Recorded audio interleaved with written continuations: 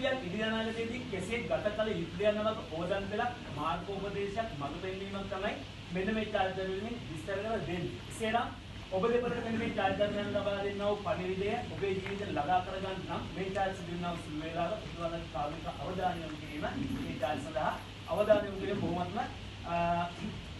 මහෝපකාර වෙනවා වගේම මංගල සභාවේ සිටිනා වූ සෑම බොහොමත්ම ගෞරවයෙන් කාර්මික විලා සිටිනා චාරිත්‍රාවෙන් දෙන්නා වූ සුළු වේලාව ඔබතුමාලගේ කාර්මික නිශ්ශබ්දතාවයේ රැකීම නව යුවතිපතිවලට කෙරෙනා වූ ආශිර්වාදයක් සේම මාහට කෙරෙනා වූ උදව්වක් උපකාරයක් සේ සලකමින් නිශ්ශබ්දතාවය රැකීමේ ඡාය සමුද්‍ර විදුපාලවලට බොහොමත්ම ගෞරවයෙන් සිහිපත් කරමින් මෙවැනි චාරිත්‍රාවක් කරනවා. ඒ තමයි ඔබ දෙපළ බුලත් උරුල්ලක් මාරු කර ගැනීමේ චාරිත්‍රාව. එහෙනම් ඔබ දෙපළ මෙතුවක් කාලයක් ප්‍රේමවන්තයන් විදිහට ආශ්‍රය කළා රටේ නීති ප්‍රකාරවල වගේම රටේ සංස්කෘතිය විවාහ මංගල චාරිත්‍රාවක් සිදු කළා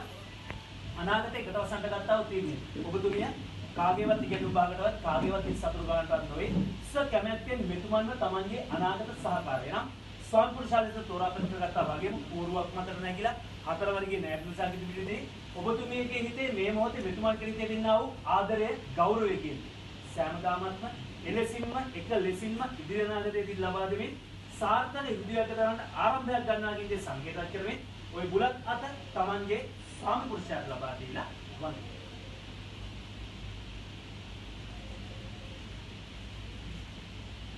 තමගේ ප්‍රේමවන්තයෙක්ගෙන් භාර්යාවගෙන් වැඳුම් ලබන තරම් ඔබ පින්වන්ත වුණා. එසේනම් මේ පින්වන්තකම සෑමදාම රැකගත යුතුයි. එසේ රැකගන්නම් ඇයට ආදරේ හොඳින් සැලකීම.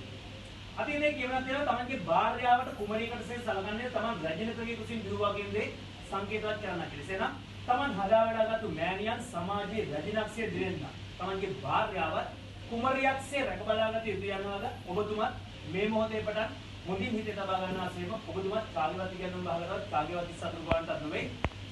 කැමැත්තෙන් මෙතුමිය තමන්ගේ අනාගත සහකාරී නම් භාර්යාව ලෙස තෝරාපත් කරගත්තා වගේම පෝරුවක් මත නැගිලා හතර වර්ගයේ ණයපිසා පිළිපෙරදී ඔබතුමන්ගේ හිතේ මේ මොහොතේ මෙතුමිය දෙන්නා වූ ආදරයේ ගෞරවයේ සේම තවත් දෙමාපියන්ට ප්‍රති බොහොමත්ම ආදරෙන් කෙලිදෙනෙන් වගේ මෙතුවක් කාලයක් බොහොමත්ම ආරක්ෂිතව හැදී වැඩි කිරිසන් තමයි අද ඔබට මෙවන් කුමාරිකාවක් දායාද වන්නේ. එසේනම් ඇත් නිසි ආදරය ගෞරවය වගේම ඉදිරි අනාගතයේදී රැකවරණයක් ලබා දෙන සාර්ථක යුද්ධයක් කරන්නට ඔබතුමාත් ආරම්භයක් ගන්නවා කියන දේ සංකේතවත් කරමින් එසේනම් ඔබතුමාත් ඒ බලතුරුල ඈත දීලා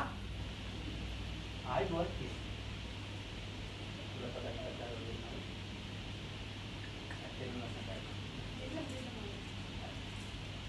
හතරවෙනි කියන හතරවෙනි කියන මන්මාල් මහත්තයා